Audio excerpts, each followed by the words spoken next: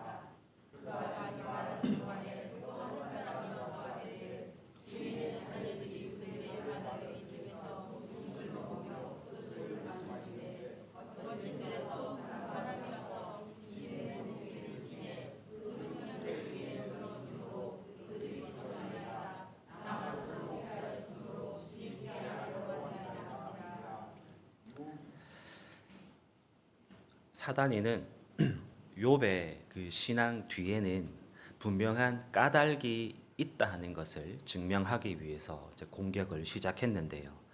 난공불락 같았던 욥의 신앙에 조금씩 균열이 생기기 시작합니다. 오늘은 욥기서 말씀을 전하는 두 번째 시간으로 사단이의 공격 방법이 무엇이냐 하는 것에 대해서 여러분과 말씀 나누려 합니다. 오늘 주신 하나님의 말씀을 통해서 사단이의 공격 속에서도 신앙을 지켜낼 수 있는 저와 여러분 되길 주님의 이름으로 축원합니다. 욥을 향한 사단이의 공격이 크게 세 가지로 나누어지는데요. 첫 번째는 이제 가축의 죽음이고 종의 죽음 그리고 이제 자녀의 죽음인데요. 이 세 가지가 동시다발적으로 일어나잖아요. 욥기서 1장 16절, 17절, 18절 상반절 모두가 동일한 문장으로 시작합니다. 그가 아직 말하는 동안에. 사단의 공격이 분명 동시다발적으로 일어났지만 조금 자세하게 말씀을 읽어보면 동시다발적이지만 그럼에도 불구하고 그 속에 순서가 있다 하는 것을 발견합니다. 가장 먼저 가축이 죽고 종이 죽고 마지막에 자녀가 죽습니다. 이렇게 이와 같은 순서로 공격을 한 이유가 여러분 있을까요? 찰스 스펄전 목사님이 그 이유를 이렇게 설명합니다. 사단은 조사를 벌일 때 우리가 애착을 보이는 것이 무엇인지를 주목합니다. 사단은 욥을 넘어뜨리기 위한 그 분명한 한 가지 목적으로 욥의 주변을 이렇게 두루 돌아다니면서 욥이라는 사람의 삶에 대해서 조사를 벌일 때 욥이 무엇을 가장 애착하는지를 주목해서 관찰했다는 거예요. 만약에 여러분 공격의 순서가 거꾸로 되었다면 이게 어떻게 되었을까요? 그러니까 먼저 자녀가 죽고요. 그 다음으로 종이 죽고요. 마지막에 가축이 죽게 되었다면 어떻게 되었을까요? 자녀가 죽은 이후의 공격, 그러니까 종의 죽음과 가축의 죽음이라고 하는 것은요. 이건 아무짝에도 쓸모없는 공격이에요. 왜냐하면 욥은 자녀의 죽음에서 이미 무너졌거든요. 사단이는 욥이 애착을 보이는 것 중에서 중요도가 낮은 것에서 큰 것을 향하도록 이렇게 욥을 정신적으로 이렇게 압박해 가는 거죠. 욥의 자녀를 그냥 단번에 죽이는 것보다 가축과 종을 먼저 죽여서 욥을 정신적으로 이렇게 압박해 가는 그 상황에서 자녀를 죽이는 것이 보다 효과적인 공격이라는 것을 사단이가 잘 알고 있기 때문입니다. 여러분, 욥이 가장 애착을 보인 것이 무엇일까요? 자녀일까요? 욥이 가장 애착을 보이는 것은 다음과 같습니다. 욥기 1장 13절에 하루는 욥의 자녀들이 그 맏아들의 집에서 음식을 먹으며 포도주를 마실 때에 사단이 욥을 공격한 날은 맏아들의 생일이었습니다. 욥은 모든 자녀를 사랑했습니다. 그러나 사단이나 욥의 약점이죠. 그러니까 튼튼한 이 갑옷의 이음새가 맏아들이다라는 사실을 알고 있었어요. 모든 자녀를 사랑하지만 맏아들을 훨씬 더 애착한다는 걸 알았다는 뜻입니다. 그리고 그 맏아들의 생일이 되었을 때 무엇보다 누구보다 가장 애착하는 맏아들의 생일에 이 모든 공격을 시작해요. 생일에 태어나서 축복을 받아야 되는 그날의 이 모든 공격이 하루에 다 일어납니다. 성경이 자세한 것을 기록하지 않지만요, 어쩌면 맏아들이 가장 마지막에 죽었을지도 모르고요, 제일 잔인하게 죽었을지도 모르겠습니다. 이 소식을 들은 욥이 어떻게 요동하지 않을 수 있겠냐는 거죠. 내가 누구에게 말하지 않았지만요, 내가 가장 애착하는 것에 문제가 생기면 난공불락 같았던 신앙에 균열이 생기기 시작합니다. 사단이의 목표는요, 난공불락 같은 그 성을요 무너뜨리는 게 최종적인 목표이긴 하지만 한 번에 그걸 이루지 않아요. 난공불락 같은 성을 한 번에 무너뜨리려면 사단에도 그만큼 많은 애를 써야 되는데요, 이건 불필요합니다. 그 성에 균열만 만들어 놓으면 세월의 흐름 속에서 알아서 무너진단 말이에요. 사단이의 목표는 균열을 만드는 것입니다. 우리말 속담에 열 손가락 깨물어 안 아픈 손가락이 없다, 이런 말이 있잖아요. 이는 부모는 자식이 많아도 전부 소중하게 여긴다, 이제 이런 말인데요. 그런데 이 말을 부모들이 보통 변명할 때 이 말을 많이 사용해요.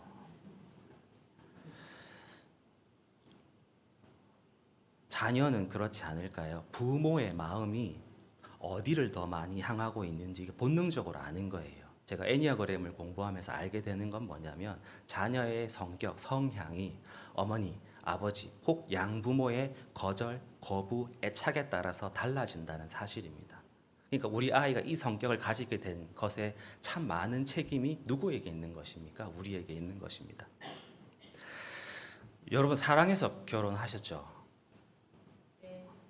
네, 한 분만 사랑해서 결혼한 걸로 한번 생각해 보시면 다 잊어버리셨겠지만 그때 시절을 이렇게 좀 상상을 해 보시면 사랑을 받을 때, 누군가 나를 사랑할 때 나를 쳐다보는 그 상대방의 눈빛 속에는 진심이 있잖아요.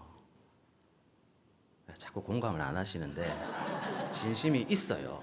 뭐 있다고 합시다. 일단은 진심이 보이니까 내가 이 사람과 살겠다라고 결심을 해서 결혼을 하게 되잖아요. 우리 자녀가 부모의 사랑을 받을 때요, 오히려 부모의 눈빛에서 진심을 봅니다. 그 마음이 어디를 더 많이 향하고 있는지. 분명 그래요. 열 손가락을 깨물어 안 아픈 손가락은 없는데요, 죄송하지만 더 중요한 손가락은 있습니다. 다 아프지만 더 중요한 손가락이 있다는 거예요. 자녀들이 그걸 알고 있어요. 내가 중요한 손가락인지 중요하지 않은 손가락인지. 그래서 그럴지도 몰라요. 사단이가 깨물어서 안 아픈 손가락을 찾는 게 아니고요, 더 중요한 손가락이 뭔지를 찾아요. 왜냐하면 내가 제일 애착하는 것이 나의 약점이고요, 나의 이음새이기 때문에 그렇습니다. 아무리 좋은 갑옷 입고 있어도요, 이음새의 공격을 당하면 갑옷을 입고 있는 것이 무용지물입니다. 더 중요한 손가락을 공격해야 난공불락 같은 성에 균열을 만들어낼 수 있다는 사실을 사단이가 장구한 세월에 이 자신의 경험을 통해 알게 된 거죠. 사단이의 공격에 대해서 우리가 어떻게 대처를 해야 할까 하는 질문을 하게 됩니다. 마가복음 4장에 나타나 있는 말씀인데요, 광풍을 잠잠하게 하신 예수님의 이야기 속에서 우리가 해답 하나를 좀 찾을 수가 있습니다. 해가 질 무렵에 예수님과 제자들이 배를 타고 이제 이동을 하고 있었는데 갑자기 이제 파도가 크게 일어났습니다. 심지어 이 파도가 너무 크게 일어나니까 배에 물이 이제 가득하게 되었고요, 배가 이제 곧 좌초할 그런 이제 위기까지 이제 상황이 그렇게 되었던 거죠. 제자들이 주님께 도움을 요청하는데 주님께서 이 문제를 이제 어떻게 해결하시는지 우리가 주목해서 볼 필요가 있습니다. 마가복음 4장 39절에 예수께서 깨어 바람을 꾸짖으시며 바다더러 이르시되 잠잠하라 고요하라 하시니 바람이 그치고 아주 잔잔하여지더라. 주님이 가장 먼저 하신 일은 바람을 멈추는 것이었습니다.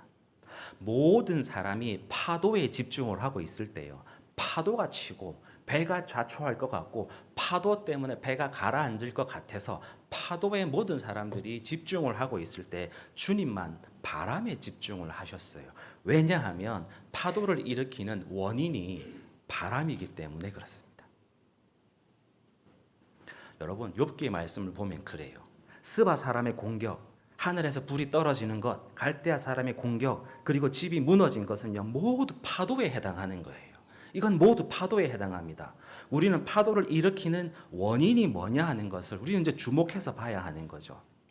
자신의 몸을 딱 숨긴 채 더 중요한 손가락을 공격하고 내가 가장 애착하는 것을 공격하고 갑옷의 이음새를 공격하는 사단이를 봐야 한다는 거죠. 하수인도 있고 지배인이 있는데 하수인과 지배인의 배후에 사단이가 있다라는 것을 우리가 알아차리지 못하면 나의 신앙의 오늘 모습이 난곡불락 같은 그런 모습이라 할지라도 균열이 생기는 것을 막을 수가 없어요. 자꾸 균열이 생겨요. 여러분, 오늘이 가기 전에 내 주변에서 일어나고 있는 일들을 신앙의 눈으로 한번 좀 바라보았으면 좋겠습니다. 지금까지는 파도에 집중했다면 내 주변에 일어난 수많은 문제들은 이게 파도잖아요. 파도에 계속 집중을 했다면 앞으로는 그 파도를 일으킨 원인인 바람이 뭘까 하는 것에 대해서 집중해 보시기를 부탁드립니다. 바람이 사라질 때 파도가 잠잠해지듯이 사단이의 공격을 알아차릴 때 하수인과 지배인을 통한 공격 또한 잠잠해질 줄 믿습니다. 파도가 아닌 바람, 현안이 아닌 원인에 집중하며 살 수 있는 저와 여러분 되길 주님의 이름으로 축원합니다. 사실 가장 애착하는 것을 이렇게 공격하는 것만으로도 난공불락 같은 그 성에 균열을 만들기에는 충분한데요, 사단이는 그 균열의 골을 좀 더 깊게 파기를 원하는 거죠. 그래서 좀 더 그 공격 속에 세밀한 공격이 있거든요. 앞서 사단이는 욥이 가장 애착하는 맏아들의 생일을 공격을 시작하는 날로 정했다 이렇게 말씀을 드렸는데, 공격을 시작한 날이 정해졌는데요, 공격을 시작한 시점도 굉장히 신중하게 선택합니다. 욥기 1장 13절에 하루는 욥의 자녀들이 그 맏아들의 집에서 음식을 먹으며 포도주를 마실 때에, 사단이는 10명의 자녀들이 맏아들의 생일을 축하하면서 포도주를 마시고 즐거워할 때를 공격을 시작하는 시점으로 삼았습니다. 이유가 있을까요? 찰스 스펄전 목사님이 그 이유를 이렇게 설명합니다. 이거는 사단이 자신이 이렇게 이제 상상을 했다라고 생각하고 쓴 글이에요. 사단이가 말하는 겁니다. 잔치를 벌이는 중에 해치워야 해. 그렇게 하지 않으면 욥은 이렇게 말할 수도 있다고. 저런, 그래도 천만다행이지. 자식들이 잔치를 벌여 술을 먹고 있을 때 죽지 않고 그들이 기도하다가 죽었으니 하나님이 받으실 거라고. 10명의 자녀가 이미 다 죽었어요. 살아 돌아오게 할 방법은 없습니다. 그런데요, 욥의 마음을 계속 아프게 하고 계속 불편하게 하는 것이 한 가지가 있었어요. 그게 뭐냐면 그 자녀들이 하나님께 예배를 하거나 기도를 하다가 죽은 게 아니고 술을 먹고 잔치를 벌이는 중에 죽었기 때문에 이게 자꾸 찝찝한 거예요. 마음이 아픈 거예요. 맏아들의 죽음이 난공불락 같은 성의 균열을 만들었다면요, 맏아들이 하필 술을 먹고 잔치 중에 죽었다 하는 사실은 균열의 골을 굉장히 깊게 파게 만드는 거예요. 이미 그 아이는 이 세상에 없는데요, 자꾸 그걸 생각하게 되는 거예요. 그날 내가 잔치에 참여해서 예배를 드렸다면 이런 식으로 계속 나를 아프게 하는 거죠. 찰스 스퍼전 목사님이 사단이가 이와 같은 방법으로 공격한 이유를 이렇게 밝힙니다. 사단은 기쁨을 잃게 함으로 우리가 찬양을 할 수 있는 뿌리에다가 도끼를 내려치는 것입니다. 다시요. 사단은 기쁨을 잃게 함으로 우리가 찬양을 할 수 있는 뿌리에다가 도끼를 내려치는 것입니다. 오늘 본문이 시작될 때 하나님은 어떻게 말씀하세요? 까닭이 없는 순수한 믿음이 있다는 것을 모든 사람에게, 모든 존재에게, 이후에 있는 모든 사람에게 증명하기를 원하셨어요. 사단이는 욥의 신앙의 뒤에는 반드시 까닭이 있다, 특정한 이유가 있으니까 하나님을 믿는다는 것을 반대로 증명을 하려 했잖아요. 사단이는 이것을 증명하기 위해서 욥이 하나님을 찬양할 수 있게 만드는 모든 까닭에 해당하는 뿌리에 다 도끼를 다 내리치는 거예요. 다 한번 쳐보는 거죠. 여러분, 더 중요한 손가락이 나에게 이제 없어요. 내가 제일 애착하는 게 사라졌어요. 찬양할 수 있는 뿌리가 나에게 없는데 어떻게 이게 찬양이 나올 수 있습니까? 찬송가를 부르면 찬양인가요? 그게 노래죠. 찬양이라고 하는 건 내 존재가 하나님께 올려드리는 게 찬양인데요. 더 중요한 손가락이 없어졌어요. 제일 애착하는 게 그냥 존재가 없어졌어요. 누가 찬양을 할 수 있겠냐는 거예요. 만약 오늘 우리의 삶에 찬양이 만약에 없어져 있다면, 찬양이 나의 존재 속에서 이렇게 흘러나오는 게 만약에 없다면요, 그리고 찬양할 기분이 들지 않는다면요, 찬양의 가사가 내 입을 통해서 도무지 흘러나오지 않는다면요, 내 속에, 내 심령 속에요, 찬양을 할 수 있는 이 뿌리가 지금 공격을 받고 있는지도 모른다는 거예요. 오늘 내가 찬양을 할 수 있는 그 뿌리가 만약에 더 중요한 손가락 때문에 찬양을 했거나 더 애착하는 것이 잘 되었기 때문에 찬양했다면 그것에 문제가 발생하는 즉시 찬양도 동시에 중단됩니다. 그래서 우리는 쉽진 않아도 찬양을 할 수 있는 새로운 뿌리를 이렇게 심어야 돼요. 깊은 곳에 심어야 됩니다. 그래야 극단적인 상황에서도 힘들어서 눈물 흘리면서 하나님을 원망할지언정 찬양하는 것을 중단하지 않을 수는 있거든요. 찬양을 할 수 있는 새로운 뿌리가 무엇이 되어야 할까 하는 질문을 해봅니다. 제가 어제 평소 알고 지내던 청년부 한 분하고 이제 대화를 하는 중에 지난 한 달, 그러니까 8월이 되겠죠. 8월 한 달, 거의 한 달 동안 제가 저의 삶을 갑자기 이렇게 돌아보면서 찬양을 거의 듣지 않고 또 찬양을 거의 부르지 않았다 하는 사실을 제가 이제 대화를 하다가 자각을 하게 됐어요. 그리고는 제가 단기 선교를 다녀온 이제 우리 선교사님들을 이렇게 모임을 주최하는 담당 목회자로 있을 때 단기 선교를 다녀온 그 청년 선교사님들과 그 3번에 걸쳐서 찬양 예배를 드린 것이 어제 생각이 나더라고요. 그래서 오랜만에 유튜브에 있는 영상을 제가 좀 찾아보면서 찬양을 좀 오랜만에 들었습니다. 당시 찬양을 부르고 찬양 예배를 드리면서 받았던 감동, 그리고 하나님께서 주셨던 은혜는 진짜 언어로 설명이 불가능할 정도로 참 많은 은혜를 받았는데요. 저에게 찬양을 할 수 있는 기회를 주셨다 하는 사실이 너무 감사했고, 그리고 함께 이 찬양을 부를 수 있는, 그러니까 이렇게 어지러운 세상에서 하나님 한 분을 향해서 함께 찬양을 부를 수 있는 청년 선교사님들이 이렇게 함께 하고 있다는 이 사실이 참 감사했습니다. 그리고 말씀을 준비하면서, 그리고 저의 지난 한 달을 돌아보면서 문득 이런 생각을 하게 된 거죠. 오늘 나는 왜 찬양을 하고 있지 않을까? 오늘 나의 이 존재에서는 왜 이렇게 찬양이 흘러나오지 않을까?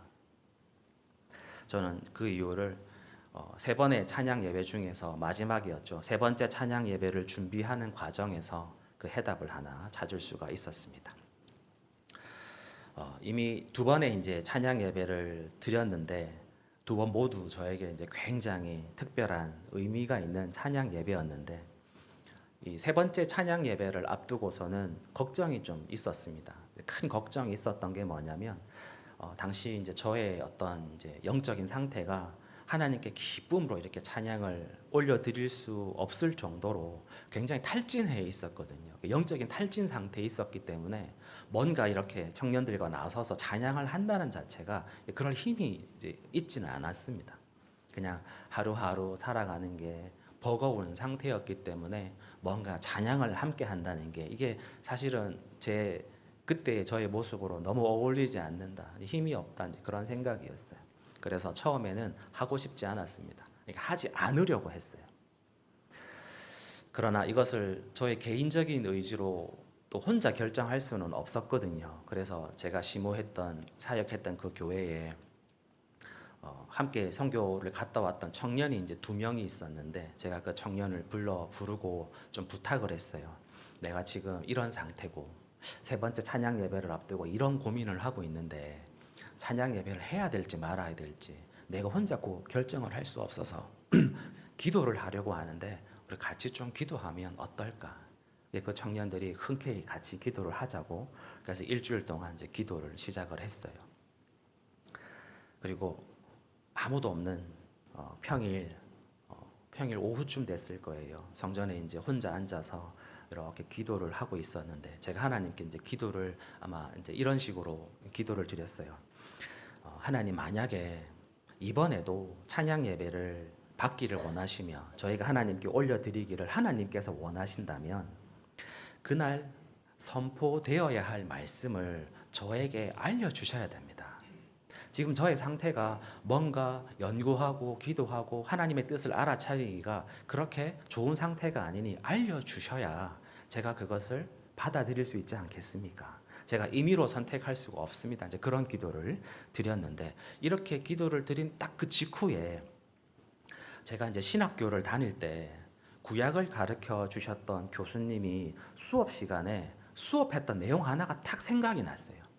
그게 뭐냐면 민수기 27장에 보면 슬로브핫의 딸과 관련된 이제 이런저런 이야기가 기록이 되어 있는데, 구약을 가르친 교수님께서 무엇을 강조하셨냐면 민수기를 이해하려면 민수기 27장에 등장하는 슬로브핫의 딸들이 무슨 의미를 가지는지에 대해서 이걸 알아야 민수기 전체를 이해할 수 있다라고 굉장히 강조를 많이 하셨고, 제 기억에 시험에도 나왔던 것 같아요. 그러니까 얼마나 열심히 공부를 했겠습니까? 그죠? 근데 시험을 쳤지만 사실은 그냥 가르쳐 주신 걸 이제 쓰는 것뿐이었지, 실제로 슬로브핫의 딸이 가지고 있는 의미를 제가 어떤 신앙적인 의미에서 받아들이거나 이해하거나 깨달은 건 아니었거든요. 그런데 찬양 예배를 해야 될지 말아야 될지를 결정하는 기도를 드리는 중에 이걸 이제 하나님 생각나게 해 주셨어요. 그래서 제가 기도를 이제 끝낸 다음에 제가 말씀을 준비하는 사무실이 하나 있었는데 그 사무실로 내려가서 민수기 말씀을 다시 제가 독서를 했는데, 신학교에서 수업을 받을 때에도 시험을 칠 때에도 졸업한 이후에도 전혀 단 한 번도 올바르게 이해가 되지 않았던 말씀이 비로소 그날 이게 무슨 뜻인지라는 게 저의 이제 눈에 보이기 시작하는 거예요. 그러니까 하나님이 저로 하여금 일시적으로 영안을 좀 열어주셔서 이 문자 뒤에 숨겨져 있는 하나님의 마음이나 뜻이 무엇이냐라는 것을 보여주신 거죠. 메시지를 보여주신 거죠. 근데 말씀은 받았는데 그래도 여전히 찬양 예배를 하겠다고 결정을 하고 있지는 않았어요. 그렇게 이제 한 주의 시간이 흘렀습니다. 단기 선교를 다녀온 청년 선교사님들이 대략 한 50명쯤 되거든요. 근데 이 선교사님들이 개개인은 참 귀중하신 분이고 열심을 다해서 신앙생활을 하시는 분이지만 이게 전국에 이제 흩어져 있기 때문에 현실적으로 한 장소에 모여서 이렇게 뭔가 모임을 갖고 찬양 예배를 하기 위해서 찬양을 준비하는 것, 이게 현실적으로는 쉽지는 않습니다. 현실은 너무 어렵지만 저는 권유를 하거나 설득을 하지 않기로 결정을 한 거예요. 그러니까 누구에게 전화해서 아무개 선교사님 이번에 찬양 예배하는데 당신이 참 찬양을 잘 부르니까 함께 해주지 않겠습니까? 아무개 선교사님 당신은 참 피아노를 잘 치니까 이때 피아노를 통해서 하나님께 영광 올려드리면 좋지 않겠습니까? 같은 설득 권유를 하지 않겠다, 이렇게 결정을 했고요. 마틴 목사님께서 부흥이라는 책을 통해서 써주신 그 글이 항상 제 마음을 흔들고 있거든요. 오순절 성령이 임한 그날부터 이후로 성령이 임한 모든 곳에서 나타나는, 부흥이 일어나는 곳에서 나타나는 공통적인 특징은 자발적으로 성경을 읽는 모임에서 회개가 시작되었기 때문이라고 하는 그 말을 항상 저는 저의 신앙적인 모토로 삼고 있어요. 그래서 권유하지 않겠다, 설득하지 않겠다는 마음을 가졌어요. 그리고 찬양 예배를 드리기 위해서 찬양 예배를 섬기는 선교사님을 찾습니다라고 하는 공지 글을 제가 올렸어요. 그리고 기도를 드렸는데 기도를 하면서 이제 이런 질문을 하게 됐습니다. 하나님, 자발적으로 참여하는 선교사님이 몇 명이 되면 찬양 예배를 하면 될까요? 이 질문을 한 직후에 이 슬로보아스의 딸이라고 하는 이 본문을 주신 게 딱 생각이 났어요. 슬로보아스의 딸이 5명이거든요. 그래서 제가 하나님께 이렇게 기도를 드렸어요. 하나님, 저는 지금 찬양 예배를 인도할 수 있는 어떤 준비도 되어 있지 않고 영적인 힘이 없지만 솔직하게 그래서 하고 싶지는 않습니다.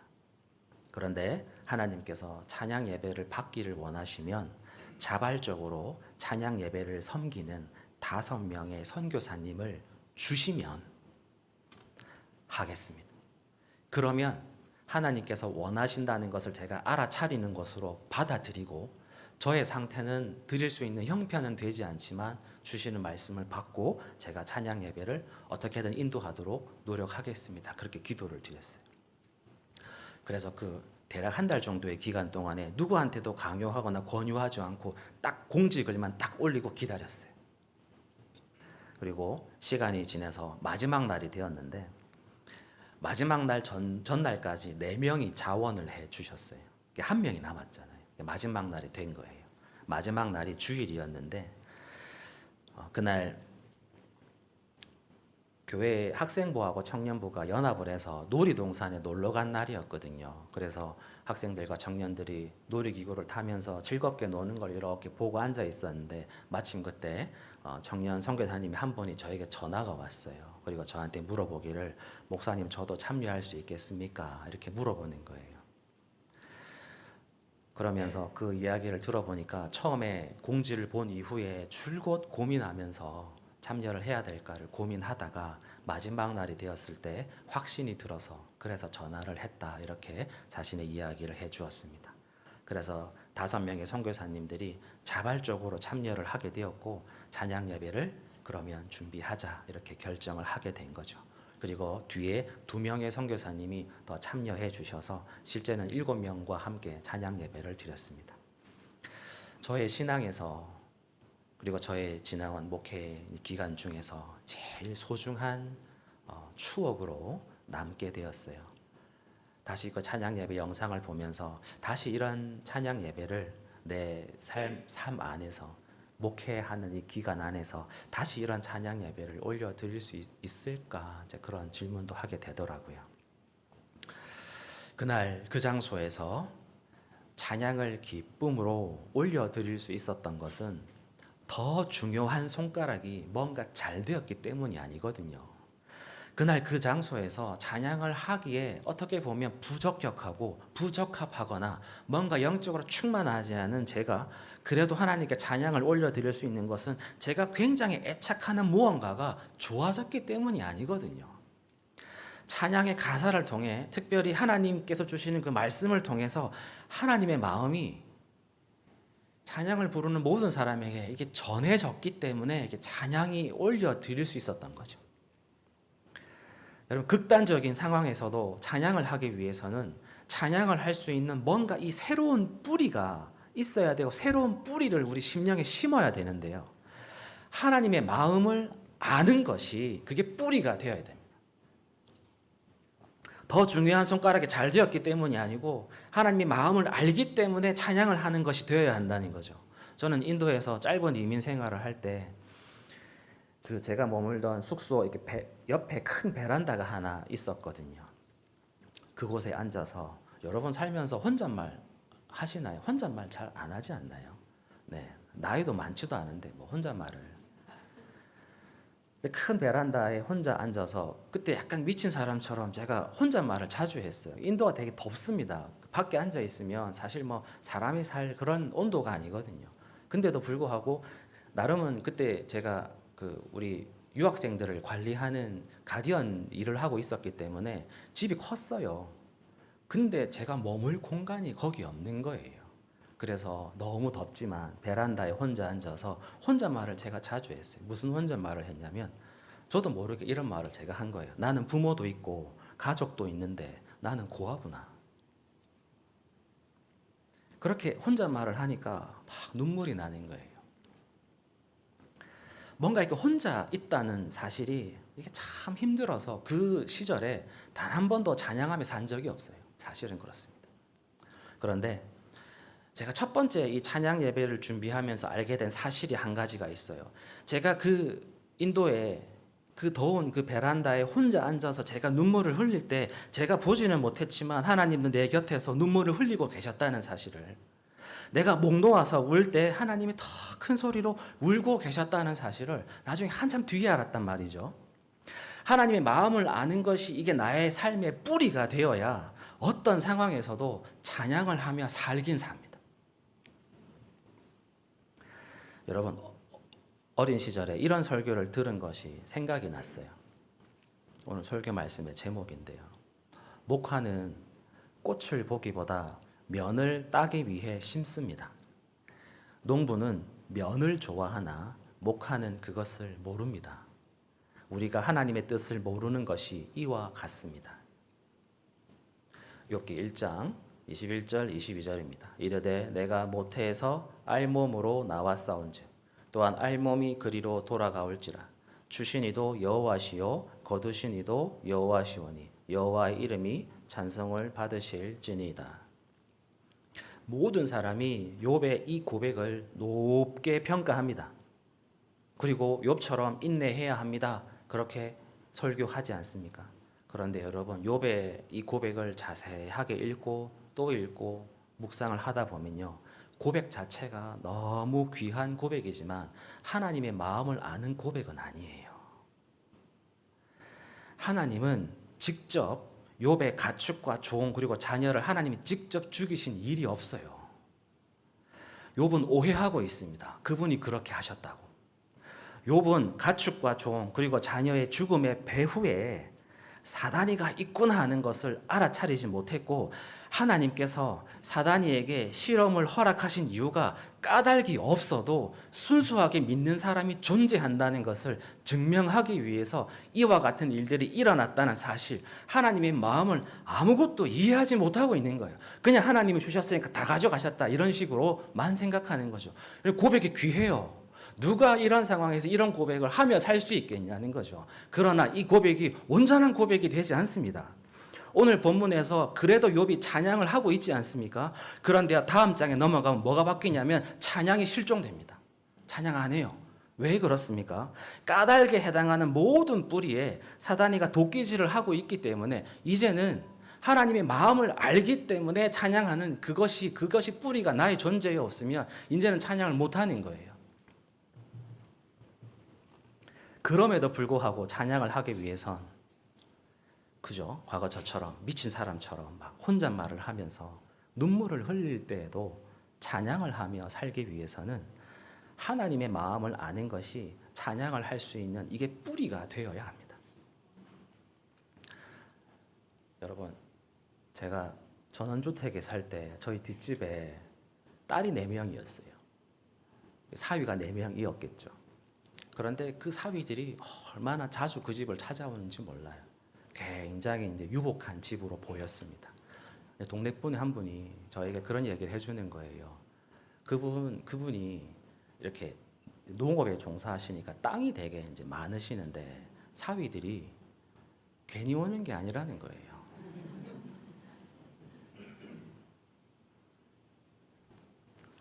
저는 그걸 볼 수 있다고 생각하거든요. 예준이가 이렇게 숨어서 뭘 몰래 하며 있지 않습니까? 이게 보이잖아요. 이게 너무 구체적으로 보이는데 말을 안 하고 있는 거죠. 그리고 제가 예준이를 불러다가 한 번씩 얘기합니다. 예준아, 하나님이 아빠를 이렇게 많은 삶 속에서 이렇게 죄짓고 살아도 그냥 모른 척 하시고 참아주셨듯이 나도 지금 그러고 있는 걸 알아라.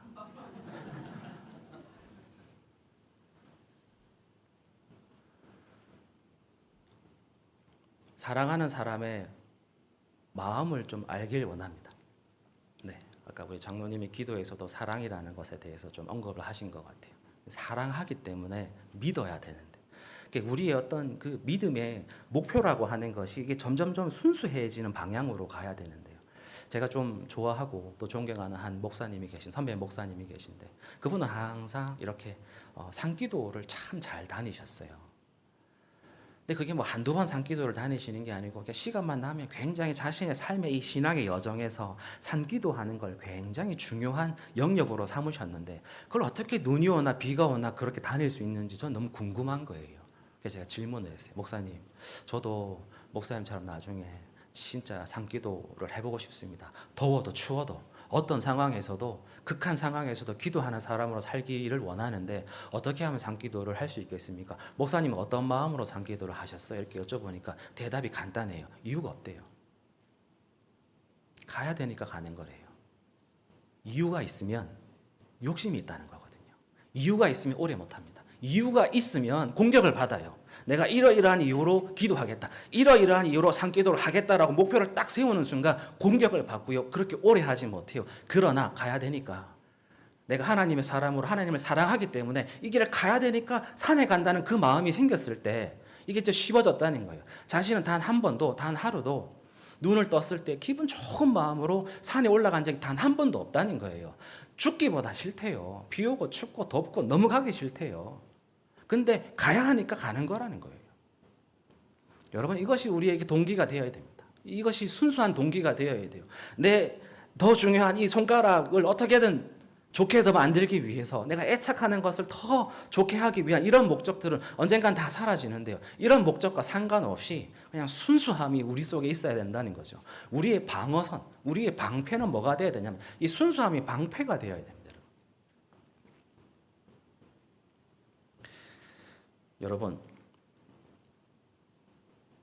우리 새로운 그 뿌리라고 하는 것을 우리의 심령에 한번 심어보자는 거죠. 그분의 마음을 알기 때문에 내가 교회를 다니고 그분의 마음을 알기 때문에 찬양을 하고 그분의 마음을 알기 때문에 용서하며 사는 이 뿌리를 우리 심령에 좀 심어보자는 거죠. 아침 저녁으로 기도하면서 찬양하면서 물과 양분을 주고 성실하게 삶을 살다가 보면 어느새 그 뿌리가 튼튼해지지 않겠냐 하는 거죠. 하나님의 마음을 알기 때문에 느껴지기 때문에 그래서 찬양을 하면 사단의 공격은 우리 신앙의 그 어떤 균열도 만들어 낼 수 없을 줄 믿습니다. 우리의 신앙이 성령 하나님께서 사방을 지켜주심으로 난곡 불락처럼 견고한 그러한 장소가 되길 주님의 이름으로